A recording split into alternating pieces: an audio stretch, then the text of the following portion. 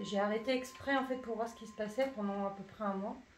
Et j'y suis revenue au bout d'un mois parce qu'effectivement, j'ai bien vu la différence. C'était pas moi par rapport à moi-même qui était bien, c'est vraiment qu'il y avait un apport où j'arrivais en fait à revenir à un état où je me sentais calme ou dans un lieu, une espèce de bulle où j'étais vraiment bien et qui me permettait de me reconnecter à quelque chose qui me permettait d'écouter mon intuition et ce que j'avais besoin pour moi en fait. Et sans cette expérience consciente de dire bah, j'arrête et je vois ce qui se passe, j'aurais pas réussi à. Je sais que moi j'ai besoin de voir la différence de texture des choses pour comprendre en fait.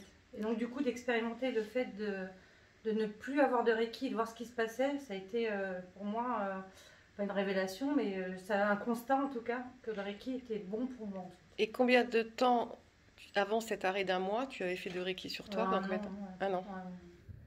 Pour vraiment parler du Reiki, vivez-en l'expérience pendant au moins une année et là, vous aurez une réelle idée et ressenti sur ce que le Reiki peut vous apporter. Et ne croyez pas tout ce qu'on vous raconte justement sur le Reiki quand ce sont des personnes qui n'ont pas expérimenté cet outil au quotidien sur eux-mêmes pendant au moins une année. Alors, à très très vite. Si vous êtes initié et que vous cherchez un praticien ou un maître Reiki dans votre région, contactez-moi en message privé.